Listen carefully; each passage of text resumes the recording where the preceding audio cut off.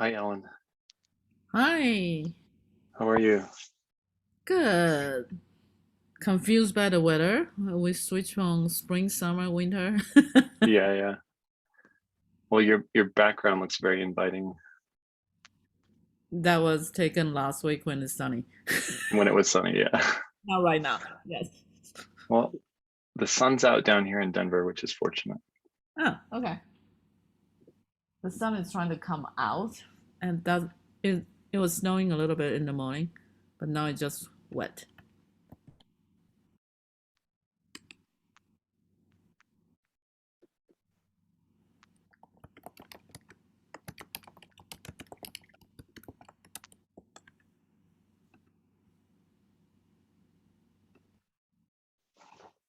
Okay. Yes. Everybody's going to jump in the next 5 minutes.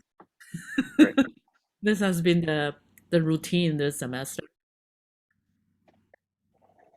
which is interesting. I mean, last semester maybe Zoom is still novel. People would show up and hang out and talk.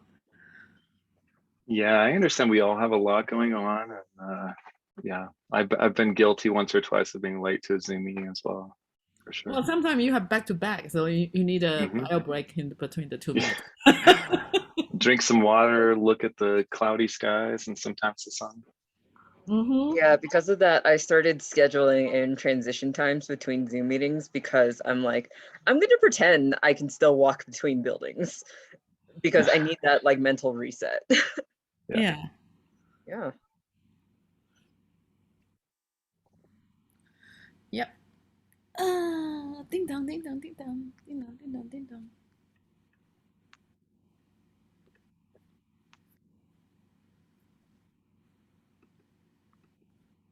Today is the weather. I want to stay in bed under the blanket. I cannot have all day meetings and classes.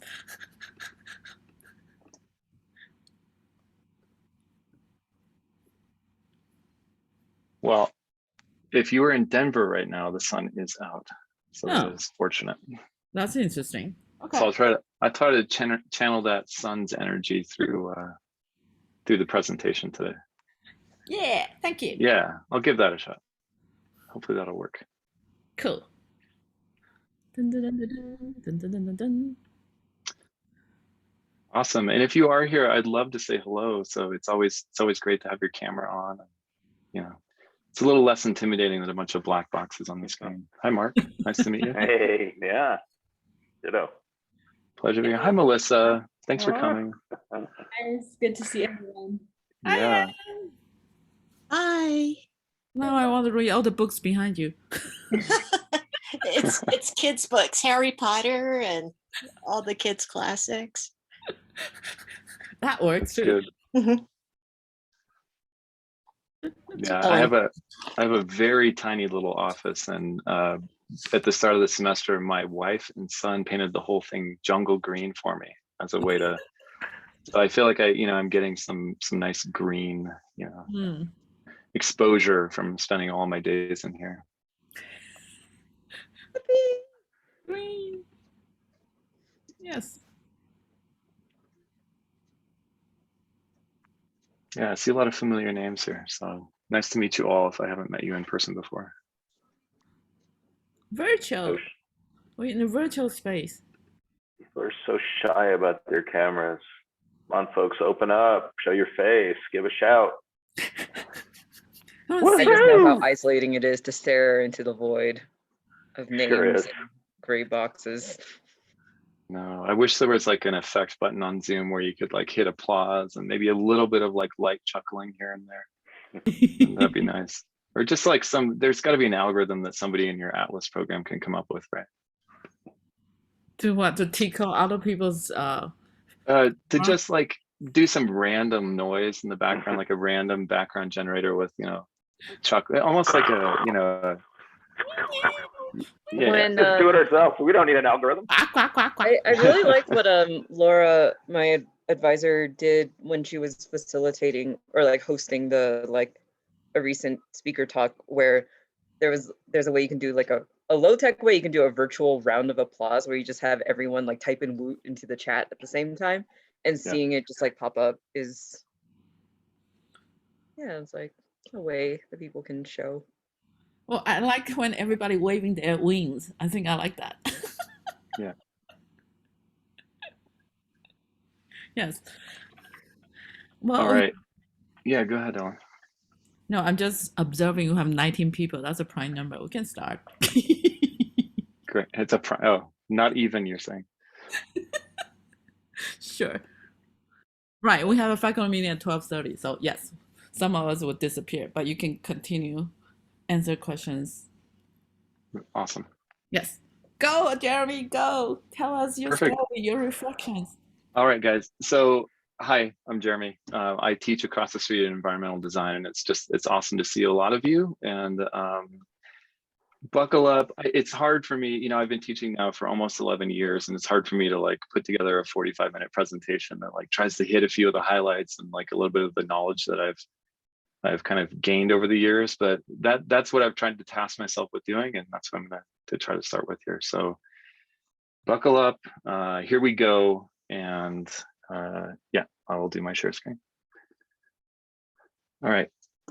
I'm just going to assume that you guys, once we're here, that you can all see it. Perfect. Great. Thank you. All right. So the title of my talk is Taking It to 11. And of course, if you know anything about me, I love, well, this is one of the best documentaries that's ever been created, in my opinion. So if you're looking for some, you know, some viewing to do this weekend, I strongly recommend Spinal Tap. But when I think of taking it to 11, there's a scene from the movie that I wish I could show, but sharing audio is tricky, where he talks about all his amplifiers. This is Nigel Tufnell, I think the guitarist, and he says, he's having this conversation with the documentary producer, and he says, these all go to 11. And there's like this really funny conversation where there's like this breakdown of communication of the expectations of what an amplifier can do, and the Marty DeBerge, the guy who's kind of the documentarian, says, well, why don't you just make 10 louder? And then Nigel looks at him and he says, but just incredulously, and says, but these go to 11. And I'm not sure what the link is there. I just love it. I feel like that's like this dialectic that we have in teaching in our students, where sometimes we're the person saying that it goes to 11 and sometimes we're not. Sometimes we're on the other side of it. But yeah, now that I'm heading into my 11th year and all of that, you know, I thought it was an apt way to kind of start off our conversation about teaching and the observations I've made. All right, so we want all of our students to be performing at their best, right? And I know a lot of you are students as well. And you know, there's something about being this idea of being a rock star. We want all of our students to be rock stars. And what I'm going to be showing you primarily today is a lot of rock star work from my students, as a way to talk about kind of what I've learned. It's always great, and this is one of my first principles, to start off the conversation with why. Why did I put this together? What's the point? What do you hope to get out of it? Like I said at the beginning, I think it's important, since we're such close neighbors, I think it's good for you to see what we're doing over there, and to initiate a conversation about, you know, maybe ways that we could collaborate in the future. But also, I don't know, if you are a student and you're watching this, or an educator, I think there's some, you know, there are things to take away from this, just in terms of, you know, this guy's done it for a little while. What did he learn? What can I incorporate into the way that I'm learning or the way that I'm teaching? Again, this is how I felt when I thought about the daunting task of looking back at the 10 years. And it's going to be a daunting task for you as the viewer to kind of like, you know, to absorb it all. It might feel like this, but you know, you can go back and watch it hopefully on slow-mo, knowing that Ellen's doing a recording. But so buckle up, here we go. It's time for yeah, taking it to 11. Just a little bit of background on me, just so that you know a little bit more about, you know, we are, you know, a product of our histories. I grew up in the Pacific Northwest. I grew up on the Washington coast, and my first career was actually in biochemistry. My undergraduate was in biochemistry. I worked in cancer research for several years, and then decided to go back and get a degree in architecture. There's a lot more story there, but when I went back to my degree, I went to the School of IIT in Chicago. This is Crown Hall and Mr. Mies van der Rohe presenting the model of that school. And I loved school. I can't tell you how much I love school, and that's why I'm an educator. And what are the things that I love about it? I love that, you know, a lot of times in school it's about ideas, it's about pushing the limits, it's about taking it to 11, it's about, you know, developing skills, but developing skills within a collective, within a community, within, you know, a bunch of like-minded folk. So this is just some fun projects that I was doing back in school when I just, you know, I was able to perform the magic that is, you know, coming up with designs and then being able to transmit them to people via renderings or models, things like that. When I graduated with my master's degree in architecture, I was enamored with the firm MVRDV, which is a architecture firm in Rotterdam. And I went there and worked on some really interesting projects out of school. This is a train station in Bologna that was a competition where we're elevating it above the tracks. Did a lot of the visualization work, a lot of the design, and really just was in my element there. These were very kind of like interesting thinkers. This is a bridge we designed for Shenzhen, or in China. And, you know, just pushing the boundaries of what could be considered architecture, infrastructure, in really interesting ways. When I came here to Denver in 2010, I started working for the firm, or recently I've been working with the firm Arc 11. This is a Stranahan's project that we won some awards on while I was there. And it just kind of continued that interest of mine of like creating interesting projects, you know, working with interesting people and collaboratives and whatnot. And then I love being in school, and you're also fortunate to be in school, and I'm fortunate to be teaching in school. But right when I moved to Denver, I said I would love to teach environmental design, and lo and behold, they said, "Would you like to teach a Rhino class?" And I said, "Yes, I would love to teach anything." And that's where it began 10 years ago. Yeah, over this 10 years, you know, I did a little bit of the numbers, you know, it's a lot. And these are a little wishy-washy, but that's about right. And one of the things I love about what we do in design is that it really is that balance. You know, my background in science and art, you know, it really is the balance of the right and the left brain that creates these moments of magic, these moments of wonder, these moments of curiosity. And yeah, I love that diagram. My other big belief is that design is the thing that connects all things. If you're a foodie, this is Chef's Table, of course, and this is one of their intro scenes where, like, looking at this, I'm like, God, you know, we all do the same thing. They act on different senses, but it's all, you know, we have different ingredients, but it's all the same process that gets us there. Different ingredients, different outcomes, different senses. We're all doing design. We're all doing design all the time. To the graphic artist Christopher Neiman, to Zaha Hadid's work, I mean, there's a consistent line that we can trace through all of it. This is a quote from Massimo Vignelli, who I saw him at the Aspen Institute a decade ago, and this was a quote that has always stuck with me. And it doesn't need to say architect here. I don't like that part, but a designer should be able to design anything from a spoon to the city. And I think that speaks to the way that environmental design approaches design education. For those of you that aren't familiar with environmental design, just a tiny bit of background. We have 4 different majors: product design, architecture, planning, and landscape architecture. And there's a lot of overlap between them. If I were to look at where I fall on this graph, I've taught planning and landscape architecture studios. I'm trained as an architect, and I really love product design and have taught in that for several years. We commonly think of these disciplines being these very siloed things. We also have all these silos that we erect here on campus, you know, within our department, within ATLAS, we put up all these walls and silos, and it's a real big goal of mine, I'm sure for all of you as well, to like destroy that siloing, you know, to really think of us as each of us as interdisciplinary approaches. When one of the biggest parts of teaching within environmental design is helping us understand beyond ourselves. I think a lot of people come to design school with this thought that, you know, I'm here to design for myself or to, you know, gain my, add to my skills.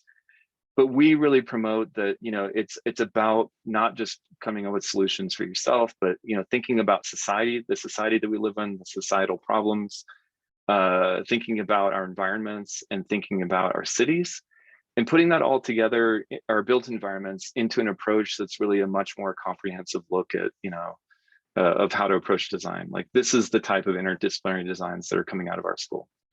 So coming back to kind of my experience with it and kind of the reflections that I'm going to be going through today, there's a long history in design of coming up with like your manifestos, or your top 10 this, or your top 10 that. So of course I had to add one to that list and try and take it to 11. But these are just some, you know, some common themes that I've seen throughout the work. And by no means am I an expert. By no means have I learned everything. But these are some things that have come to the fore. Starting with number one, and this is how I started my talk. This is a talk by SINEK that's on. It's a TED talk that he put out several years ago that a colleague once pointed me towards.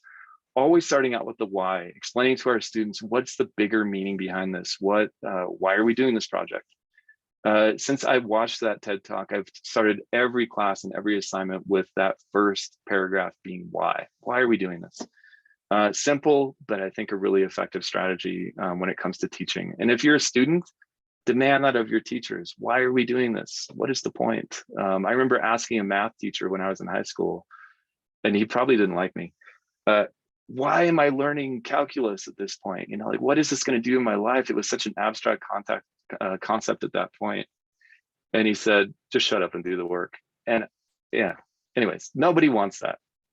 Number two, and this is one that I'm going to dwell on for a little bit, is creating rich design prompts. I think that every good project, and the way that we really encourage students is by creating, strong design prompts to begin with.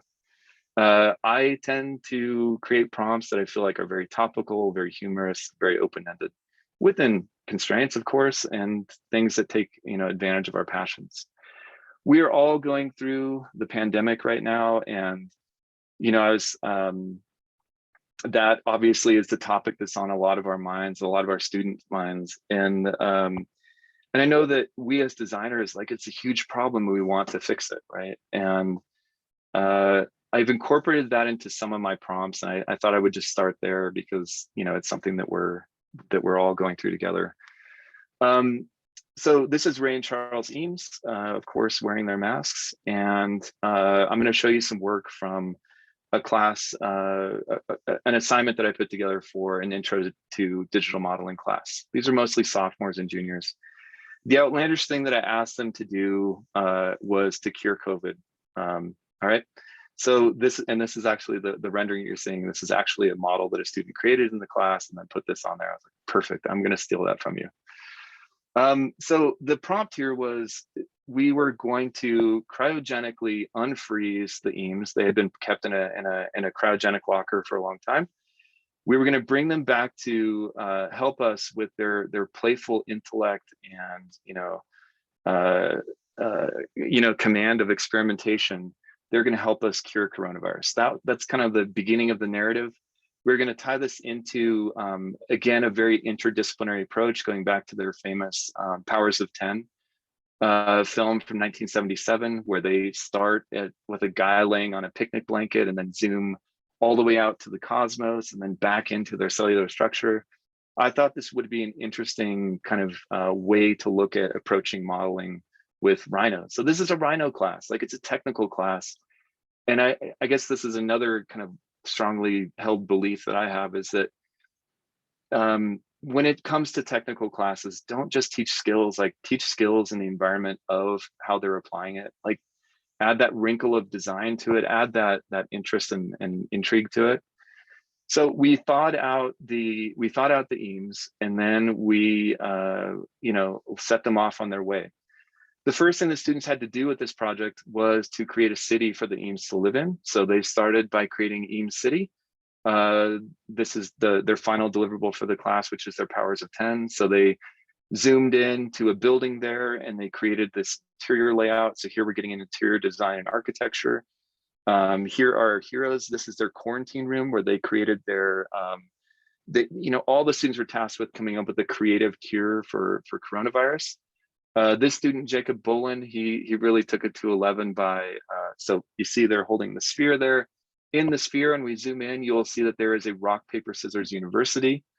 Then they modeled the virus and they battled the virus by doing rock, paper, scissors with the coronavirus. So that was the cure, and now the EAMs are going back into this cryogenic state for the next pandemic that comes. So that's just, I think this is a good encapsulation of something. I feel it's kind of humorous, kind of fun, kind of topical, but at the same time, when they're going through all these motions, they're really, building some awesome skills in 3D modeling. So here's another one that's just fantastic. Just the taking the graphic that the EAMs have done, using that to lay out the city, putting it on the wallpaper in the room, and then, of course, riding around on the motorcycles of the scaffolding of the, whatever laser dome they're making, so that they can project these laser spheres of patterns on top of the spike proteins, and then, of course, to, win the Nobel Prize award. So, these are fun. These are fun. And I feel like when students are having fun, that's when they're in the zone and learning their skills. So here's another one. Of course, I can't not show this. Coronavirus. So of course, the student came up with, well, we'll build a Corona light factory in that, in that little sphere, and then we're going to pump out a bunch of Corona bottle caps, and then we're going to cap the virus, and then Rhino City or Eames City will be saved. Another, just I can't help myself. Some of these are so good. So here's another one, obviously the Pixar reference, and that's how they were going to take care of their icky sticky virus. And by the way, the students modeled everything here, the model, the virus, the all of it. Yeah, and curing COVID. So that's some fun stuff. Another one that's topical in a graphic design class that I'm teaching actually right now is here's the class and there's the prompt. There's so many of these. We're going to need a way to integrate back into society once we reach herd immunity, and this is an interesting way to have students not feel, when we're always talking about COVID all the time. Of course, it can feel really heavy, right? And especially if you look at a lot of the imagery that's out there based on coronavirus right now, these posters, you don't know who you're playing with. Don't touch anything. You guys, we're all going through this right now. And so the goal of this assignment was to give them some optimism and some levity, to allow them to imagine a future when we've reached herd immunity and we can go back to our loves, or our lives and our loves. So yeah, take a look at this. Give me a smooch, Grandma. Providing students that outlet here she's really expressing the graphic design skills that we're looking for. Fonts, hierarchy, use of color, but doing it in a way that she's channeling a really, positive message about coronavirus. Here's Avery Novotny, beautiful message. When was the last time we all endured the same thing? Another beautiful one from CC Placidi, really clever in their use of fonts and just the direct gaze and the way that pulls us into the message. It's really fantastic work, and I just get, it's beautiful. The light at the end of the tunnel from Leah Lawson. It's always good to remember that it's there, no matter where we are in the pandemic, and a few more. All right. We're all looking forward to that one on the left, where we can piece out to virtuality and get back to having lectures in person, right? And then, of course, yes, I fortunately. Thanks, Ellen, for inviting me so that I can, have a reason to put on pants and a shirt today. I appreciate it. And I've also learned, so this is the wrong prompt, but this is in a studio that Melissa, who is here, and I teach, but she put together this prompt, which was create a product, and this is a freshman, create a product that helps someone. Figure out who that user is and then create a project to help that user. And so in this case, this is Grace Hurley, and she talked to her sister, who is a teacher, who teaches kindergarten through second grade. And she said, the biggest thing right now is I have no physical contact with my students, you know, and she was looking for a way to overcome that barrier. And so she created this awesome fuzzy buddy who sits on your desk and gives you a high five, you know, ways to create, you know, physical connection. And so I just thought this was, you know, another great prompt that she kind of came up with on her own, and created a really meaningful project for a freshman who's just starting design here. I think this is, you know, this is great. I also have had, you know, it takes a few tries to get things right. I've also had some it has to be within the students' like realm of experience or expectation. So this is when I was putting together an architecture studio, you know, proposing, they do a lottery and the students get to, you know, go wherever they want. And they said, Jeremy, propose an architecture student for a studio for seniors that are graduating. I was like, great, yeah. So my wife was pregnant at the time. We you know, all we could think about was like the options that we had for our child's birth. And of course I was like, God, there are no good options out there. So we've got to design better options. And this did not connect to students. I'm like, yeah. 8 birthing rooms, a kitchen, you know, it's just a perfect program. It could be just a beautiful space. And the result was we had very few people actually sign up for this. So, you know, you live, you learn. Obviously somebody came up to me after the presentation, like, I don't think students really want to contemplate that right now. So, you know, keeping it relevant, keeping it within their realm of experience or realm of interest is always a good idea. Number 3, showing them good work. Every course, every class you teach is an evolution, obviously. You know, you put an assignment out there, and there's a dialogue, I think, between the students and you with that work. Some of the students are going to, you know, if there's no example of what you want, sometimes that's a really good thing. You get some really creative approaches. And sometimes when you show them examples that just kind of like, I don't know, set a bar really high, they always rise to meet it, or they learn something in trying to do so. Quote from Charles Kettering, high expectations, and definitely I would be guilty of, I know our students are capable of so much, and I hold them to that. So this is probably the highlight of the lecture right here. Are you guys ready for it? So this is creating rubber ducks is what I had them do. So this is also from that 3D modeling class, and this started a decade ago. So this is what I was doing. You do a tutorial, you produce a rubber duck, right? And so I was like, okay, this week, everyone, we're doing a tutorial, we're making the rubber duck, we're learning about organic modeling techniques. There's a bit to learn about this. And then a student turned in this, and I was like, oh, okay. So this student just took it to 11, right? And I can't even remember the name of the student at that point. It was so long ago. And I would love to run through all of these, but I don't think I have time at all to do it. But I'll just give you a gist of kind of like my current Hall of Fame. For some reason, the ducks are they're very militant, malevolent. They do interesting things. Oh, I can't help it. I just got to do it. I mean, the Duck Hall of Fame. I'll go through it really quickly. All right, so here's the Duck Hall of Fame as it exists in April of 2021. So they started off, you know, with as a pilot. Then of course someone created the helicopter, and then it turned into a whole fleet. And then of course they started their own Navy, because why not? We've got to take over the seas as well. They traveled back in history to the Civil War, decided it was time to leave this planet and go to outer space, sometimes in very cute rockets. There they are on the space, you know, up in the International Space Station.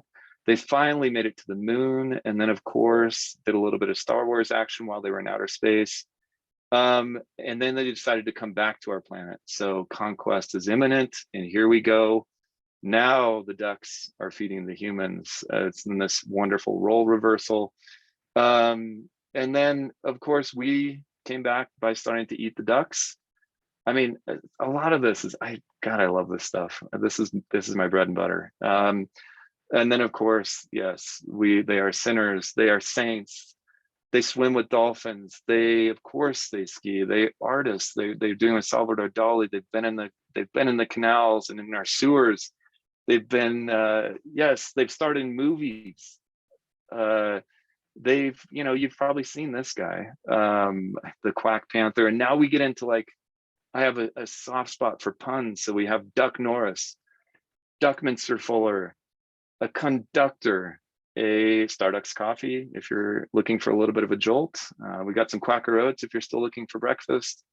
You definitely go to McDuck and Hardware where you can get some duct tape and pick up some duck boots.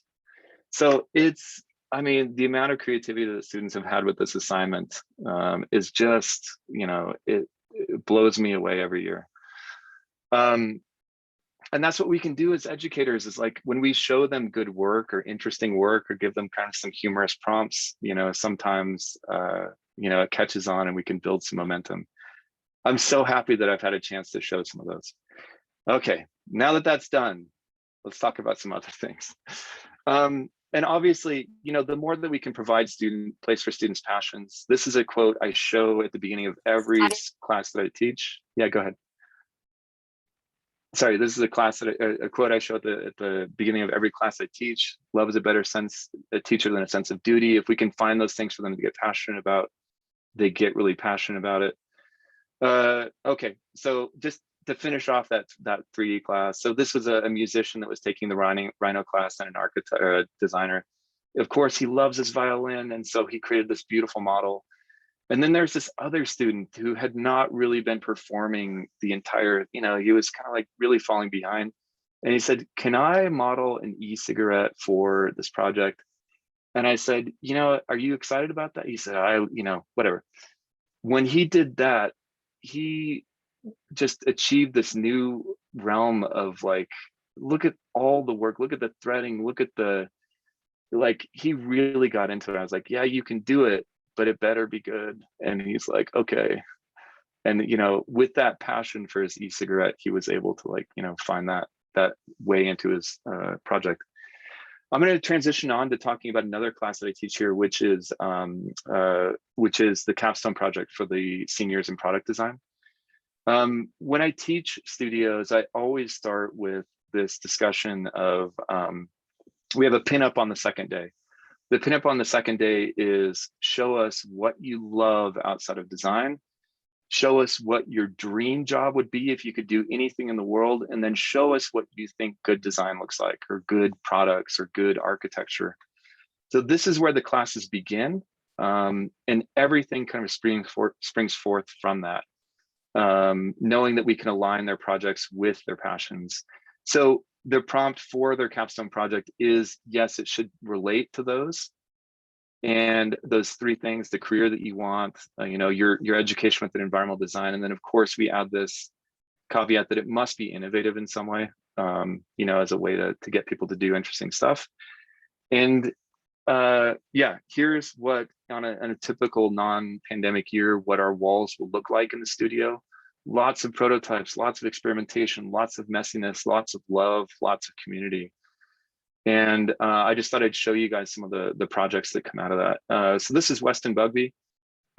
His observation was his passion, his love was skiing, like a lot of people that come to study in CU Boulder, or hiking or being outside. So of course, he told me one weekend he was going up to the slopes, and I was like, but you've got a lot of work to do on your project. And he's like, no, I've got to ski because I got to balance. I'm like, yes, balance is good.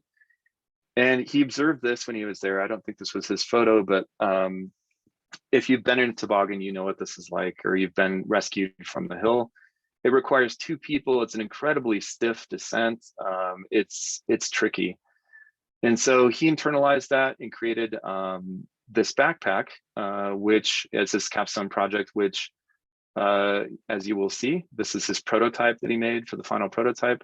Here's his renderings of it on the left. And then, this has air canisters that inflate, that allows a single person to carry this and put people that are injured inside of it. It snuggles them and gets them to the base really efficiently. Speaking of passions, I wouldn't say this is like, it's a great project, but we know that our students, snowboarding, skiing, again, I think this is a theme, and I was like trying to pull out some themes from all this. This was a student that wanted to create a recyclable snowboard. That's where he began. and then took it to the level of, I'm going to make a clear snowboard out of recycled plastic. So this was his process, and there he is posing with his board. And there's a lot more to this story, but it was a passion project for the student. And I mean, he just poured himself into it because he wanted to create this. He wanted to learn these skills. He wanted to create this product, and he wanted to do it in a very kind of environmentally friendly way. Another student that was ambitious. This was a student that you'll see he worked on I'll show you some design build projects here in a bit. But for his capstone project, he came in with the audacious idea of, I'm going to build myself a tiny home, because he was enrolled in the Air Force. He knew that he was going to be traveling all around the country from base to base. And there's more to the story, but he came to me and he's like, I want to do this. And I said, oh my God, I trusted this student. I said, if anyone can do it, Michael, it's you. And lo and behold, here's his process throughout the semester. This isn't just him. Of course, he lured a lot of his design friends to come in with pizza and beer to help him on this project. But here's his final project. He did it. He got it done. You know, he created it. And now for the last 2 years, he's been traveling the country from base to base, living in his tiny home. So that leads me to my fifth thing, encouraging risk, you know, and letting students take the risk and encouraging them to be not just risky, but also vulnerable. This is a project from Anna J. Cook. She also was a student in the ATLAS program. So there's some good history of pollination there, cross-pollination. This was a project where she said, I don't want to make a product, I want to make a book. My passion is photography. My passion is telling other people's stories and graphic design. And so these were her passions. And she's had this thing about body image and how we see ourselves. And she made this beautiful book, one of the best projects we've had in our product design department, that was a series of interviews and photographs of people that, you know, talked about their deepest fears and like how they perceive themselves, and you know, laid out in a really beautiful way. And when you read through the whole project, it just gives you this overall feeling of like, I don't know, togetherness, like that we shouldn't be worried about these things. You know, when you see the picture of this person and then you read about their insecurities, you're like, are you kidding me? Are you kidding me? So it was this great project that was very risky. I'm not going to talk about this one. It almost caused me to lose my job, and I don't think it's very topical right now. In a nutshell, it was it was a landscape studio, and it was at Walden Ponds there in Boulder. And a student, you know, after all, he's not a great student. Okay, I'm getting into it, so I'll just say it. He proposed putting a shooting range here, like on this nature preserve. And I said, okay, because you know what, like teaching landscape, learning how to use the landscape to mitigate all of the risks and all the people that would say this is a terrible use, and to mitigate sound and to mitigate, I was like, you know what, that's a great prompt, go for it. This student went for it and like really produced a thoughtful response to such a you know, a tricky prompt. And then of course his work was being reviewed, or it was pinned up, and the person that was coordinating came to me and said, just yelled at me, and I was like, okay, all right, well, you know, I almost lost my job, but I feel like there are things worth, you know, entertaining if it's leading to them, you know, doing some interesting work. This is one that we all know, creating a small playground. So the idea that limitation makes the creative mind inventive. This is a quote from Walter Gropius. So I tried this out, you know, like trying to make as many constraints as possible, and it worked okay. So this is another graphic design, a poster prompt from last year celebrating the 100 years of the Bauhaus. They got a triangle, a square, a circle, and some real estate, and this prompt of, you have to use this text. And then bam, you know, some students really did play with it and really did a great job of being inventive with that messaging. Another really inventive way. But it's common, I think, in our profession of design to create really open-ended prompts, and some students like they do really well with the open-ended, and some people do really well with like a lot of constraints. So it's, I don't know that this is a principle. It's kind of like somewhere in between. And then transitioning into just talking about design work, design build work that we do. So I've done design build at environmental design for the last 4 or 5 years. And on the topic of creating a small playground and actually building it, the project was to build a small playground that actually became a very big playground. And I'm just going to walk you through a few of the design build projects for these last several slides. All right, so this was a playscape we were creating, again, at the intersection of architecture, landscape, and product design and planning. We had to deal with some zoning setback issues as well. This is from 2017, and this was students creating and then building this playground. So this is an affordable housing community that's right near, if you've ever been to Casa Bonita, it is right near Casa Bonita in the Denver neighborhood. It's several buildings, and this was their existing play structure. And the thanks to a colleague of mine, Jade Polizzi, she put me in contact with the client here, and they said, you know, we really don't have a whole lot of money, but we'd love to provide a better play experience for all the children that live on the site. This was their current play experience, and since we had no budget, you're going to see a lot of this come back. But oh, and there's my wife and my little son Hugh. This is back when he was about 2 years old. So playgrounds were really in my interest. So this is half of it. You can see those the bars came back. There's Hugh playing with some of the community members as well. And we did all of this. Yeah, I'll explain the process that kind of got us to this point. Yeah, love this image. There's nothing like seeing, especially for students, seeing the work that they put out there being actually played with, being, you know, yeah, out in the world. So the way that we started this project was really by doing a lot of investigation into what they needed, not what we wanted to provide for them, but what they thought would be a good use of their space. So we did a lot of interviews, we did a lot of knocking on doors. And we truly, you know, this is the whole complex that we were providing for. So it's 4 buildings, a north and a south. Trying to pull out what were the things that were, you know, site factors that we could start to incorporate into the design. What were things that they wanted? We probably learned the most just by going to the site and talking to the kids and basically asking them, how do you play on the site? What do you do? And they talked about these things. They talked about groundies, which I'd never heard before, and hot lava, and doing Nerf wars and hide and seek. And so we're like, you know, a light bulb went off with all the students. They're just like, okay, so we have to provide for like these specific types of things. So here's the landscape plan. So of course it was landscape and it was art, you know, somewhat architecture and all those things. We created a sensory garden. We created a model of, you know, what we had taken and kind of translated into the model, showed this off to the students, got another round, or not students, the kids that lived there, and got another round of feedback that was super helpful. And then got set to the task of like designing these structures, bringing them into Rhino, modeling them, really trying to figure out all the details in advance of the construction. And then, of course, we had to come up with a budget for this. And this was, I mean, talk about soup to nuts. We helped raise, you know, $36,000 for this community to build the playground. My students put together a video and had like a really sincere ask. And our goal was $10,000, as you can see there.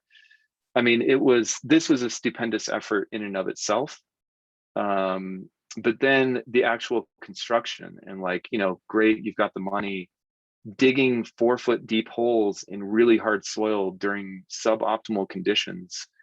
You know, a lot of these students, they've never done any sort of construction before, any sort of engineering or any sort of, yeah, at one point during the project, this is 2017. I don't know if you remember the huge hailstorm that we had that like damaged a lot of vehicles. That happened while we were building here.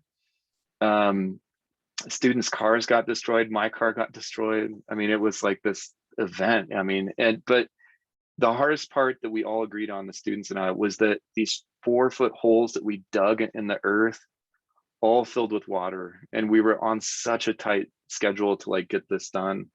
That was the hardest part. And you can see this, like, talk about building grit among students. And there were some sunny days. But we did it. I mean, we got this done. You know, we were on the news. We did the whole, you know, I promised them at the beginning there would be a finish line, and this was it.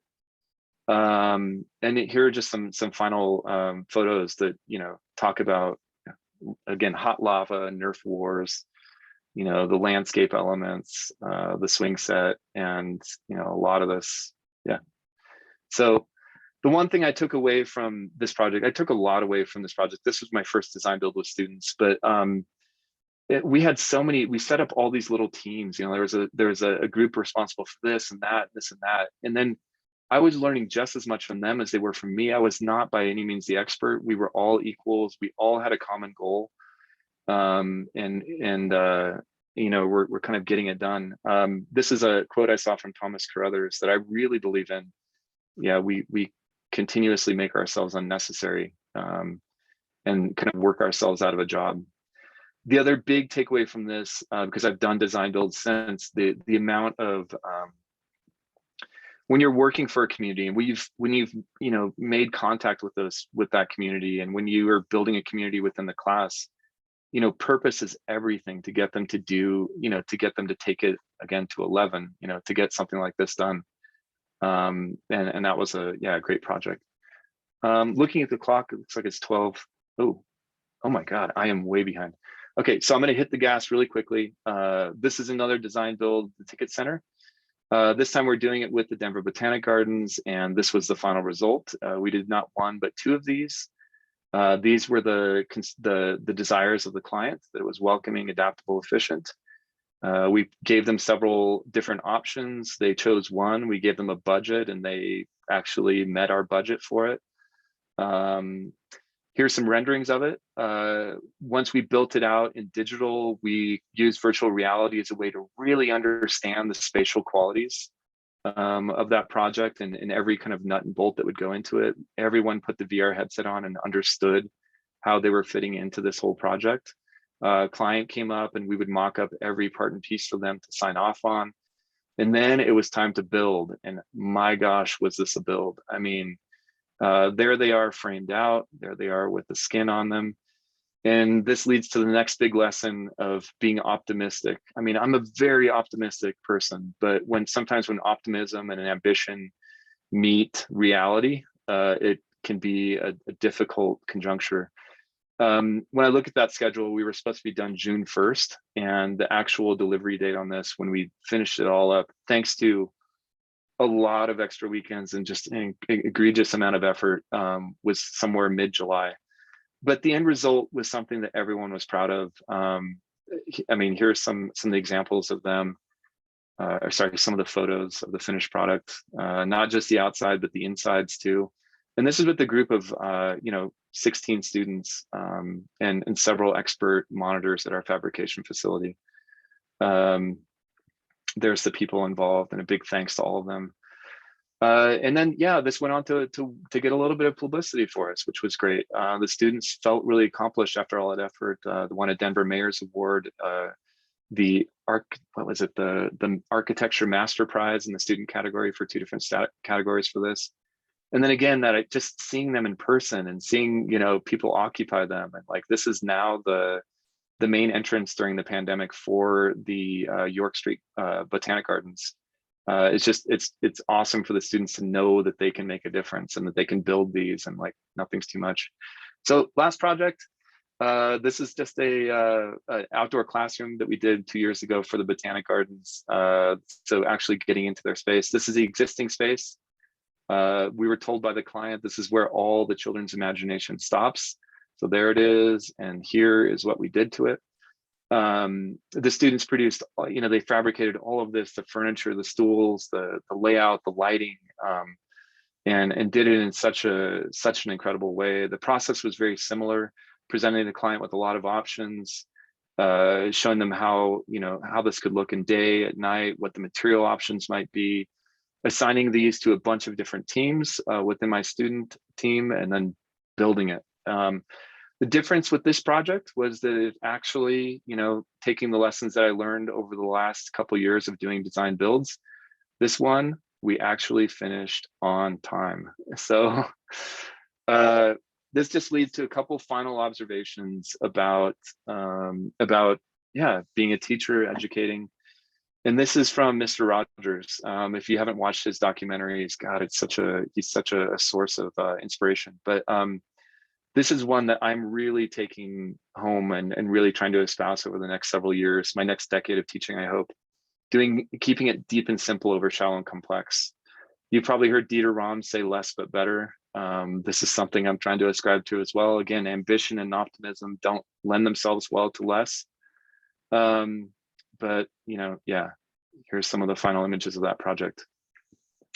And then, yeah, just to leave you with one final thought, designing completely with this project for all scales of perception, not just, you know, our eyes, but, you know, getting closer to something, see it resolve. This applies to graphic design and design. It applies to cities, design applies to a lot of things. And then a quote from from Alan Chochinov: to design anything is to design everything. From the Massimo Vignelli thing that we started the talk with, being able to design everything from the spoon to the city. And then of course, Mies van der Rohe's God is in the details. And on this last design build project, there was this detail. This is Camila looking at all those footballs that come in the plywood. You know, you order the plywood and a lot of people look at those as imperfections. That's what they were. They were covered up with a football.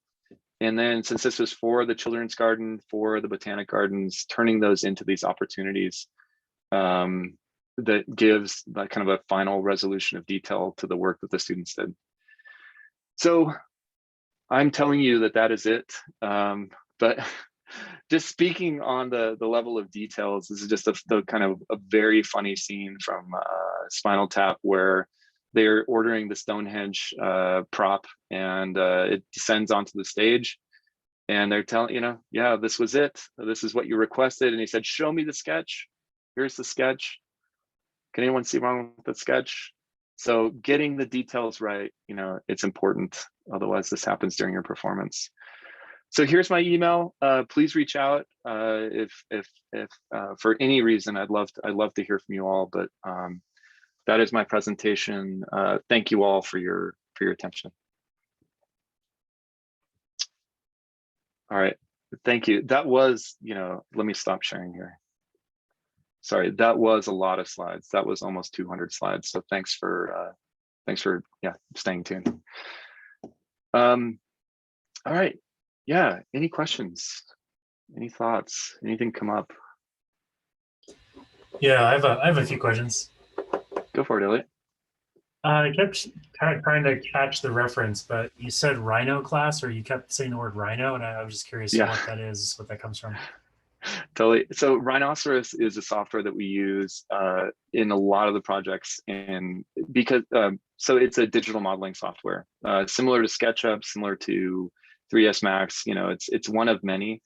The good thing about it is that it lends itself really well to a design build workflow, since it's all vector-based modeling language. We can turn all of those files into things that we can actually cut on lasers, CNC milling machines, 3D print. So it's a really awesome software that's like it's very integrated into a kind of a design build workflow, and it's also, as you saw, great for visualization. So it's been one of our go-tos in environmental design as a kind of a good player with a lot of different modalities. Yeah, that's cool. It's free for students, right?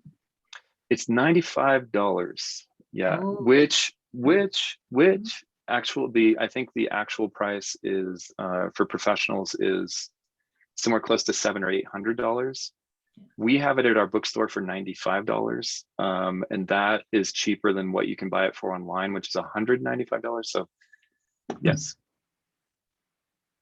I had one other question. Thank you for that. I'll definitely check that out. That's cool. I was curious. You said one of the hardest things was like the holes being filled with water. How did that huge gaggle of designers rise to the occasion to get the water out of the holes? Oh, wow. All right. So it started with like buying. So the big issue there is we had a concrete truck that was on the way to, like, we had it scheduled weeks in advance. The concrete was going to come and put those foundations. And thanks for asking about this. I love like getting into it. But so that concrete truck was coming the next day. We had to pump all the water out. Every one of those holes was 4 feet deep, and there were probably 20 of them, if not more. So we went to Home Depot, of course, as you do, and we got this shop vac. That was our first try, right? To like try and vacuum the water out. And then we were bailing it with like little paint cans, leftover paint buckets. We're trying to bail it out. Eventually, we just had to resolve ourselves to the fact that we were going to have to call off the concrete truck for a couple of days and wait for it to dissipate. But yeah, we tried to, yeah. If you knew what it was like to dig those holes, I mean, I've dug some very similar holes. I know exactly. That's why I asked. I was like, this will be good. yeah, I mean, yeah, cars can be replaced. Shattered windows can be replaced, but holes dug in the ground full of water, oh, what a setback. Could you talk more about how many projects your students do in a semester and how you scaffold them to get them to create these awesome final projects? Yeah, so our curriculum, every student basically takes a studio. It's a studio-based curriculum. So a studio is kind of the bulk of their work, and then they take a few electives. The studio is 6 credits. The electives are typically 3 credits. So that Rhino class I was showing you, the graphic design and portfolio class, that's a 3-credit class.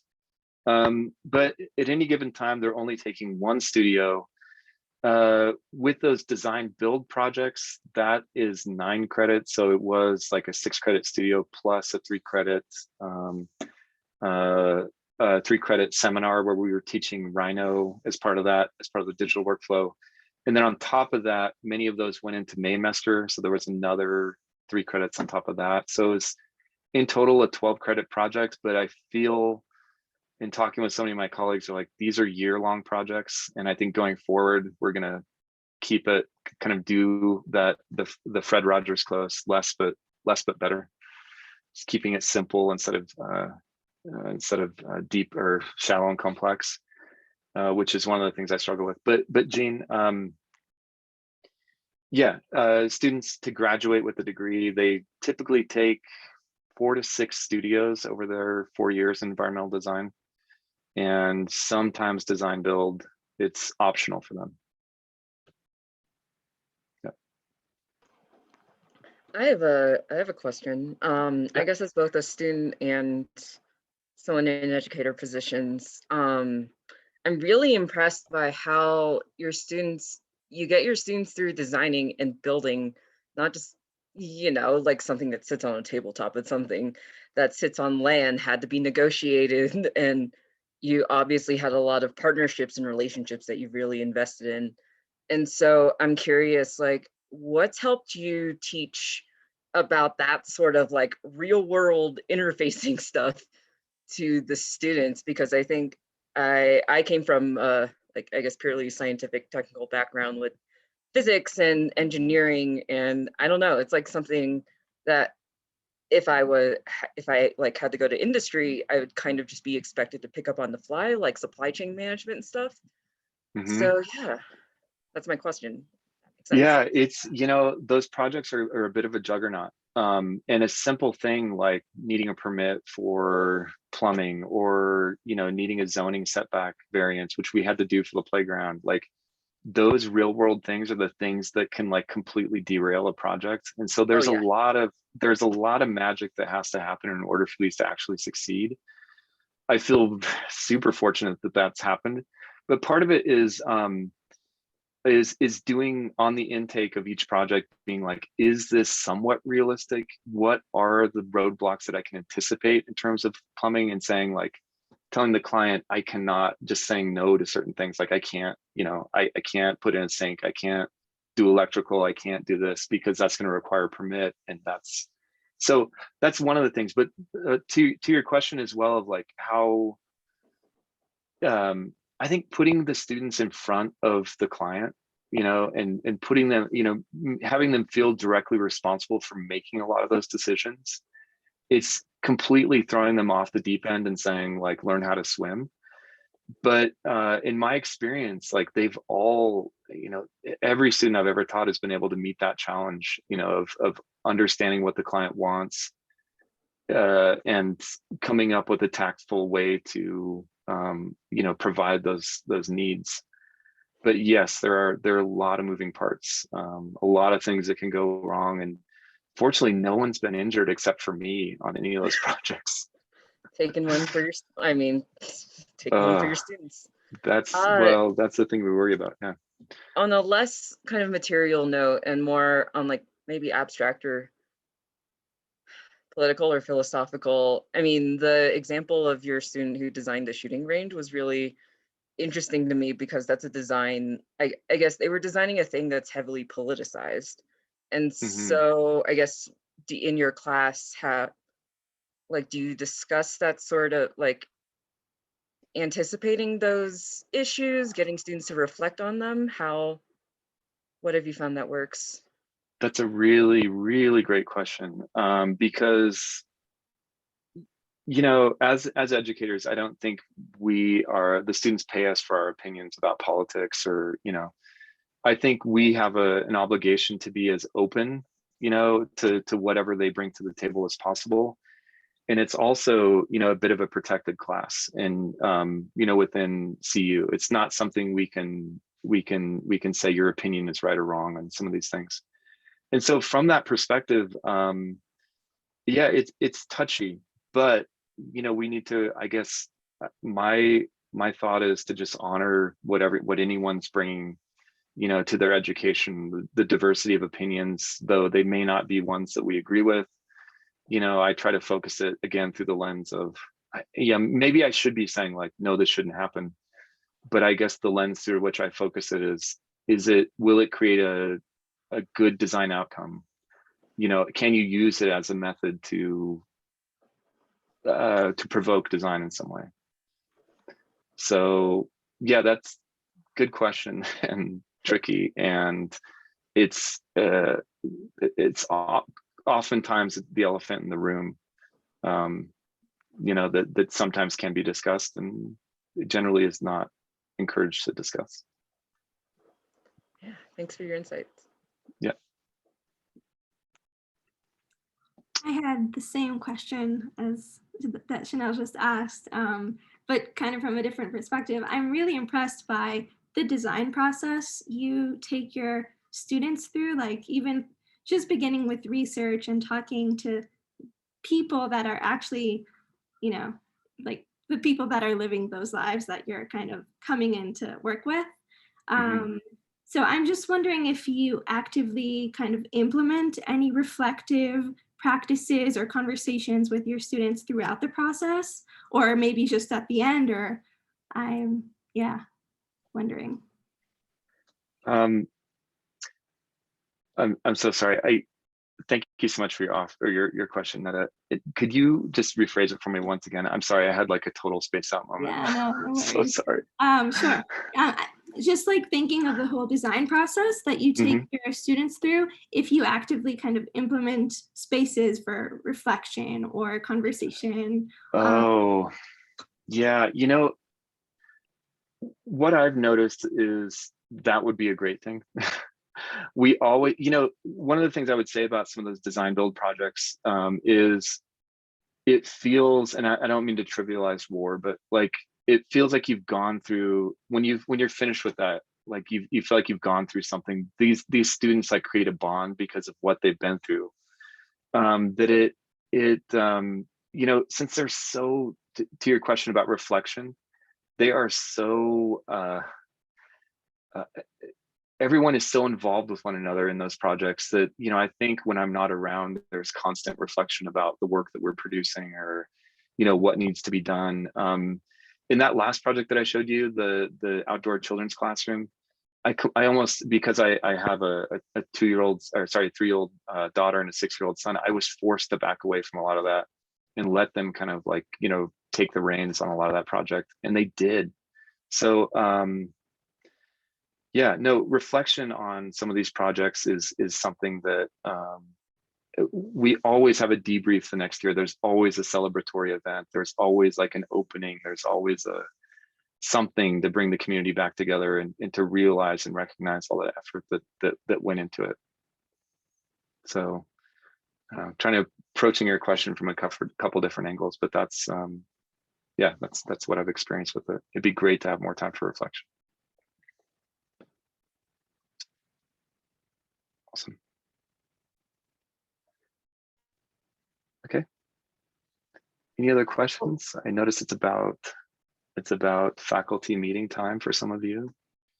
I just wanted to say thank you again. I really hadn't realized about all this awesome stuff going on in environmental design, and I'm really impressed. So I teach a class in aesthetics of design for mechanical engineers because frankly, they've been so repressed.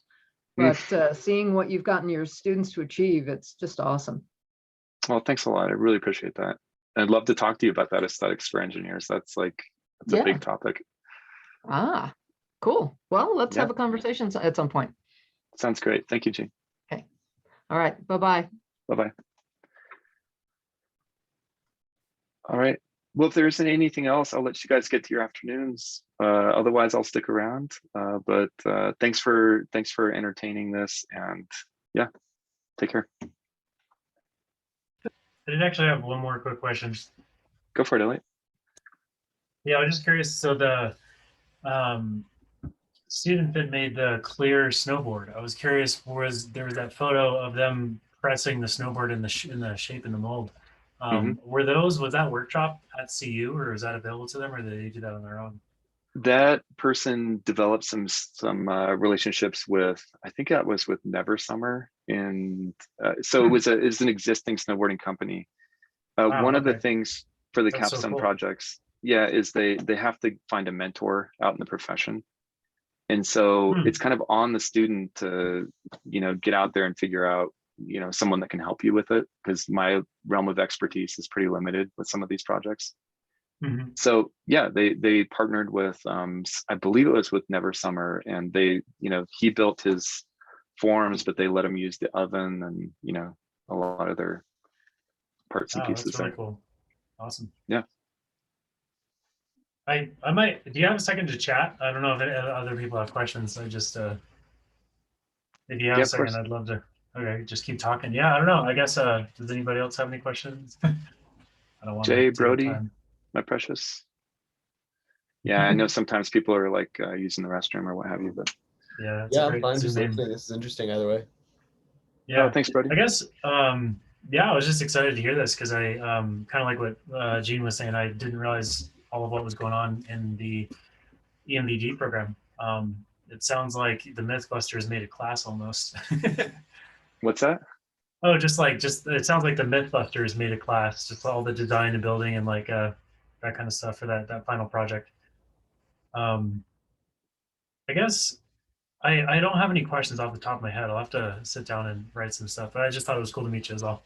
I'm in the ATLAS Institute and always curious about building and what workshops and tools are available. So yeah. Are you a graduate student, or are you an instructor? I'm actually so I'm 26, but I'm actually finishing my undergrad in computer science right now. Oh, awesome. And yeah, and I'm doing them. I think I originally started taking minor classes for the ATLAS Institute back in like 2013. But yeah, I've been kind of in and out of school working. I did a startup and have just kind of been doing a lot of other things. But yeah, so I'm old, but I'm an old undergrad.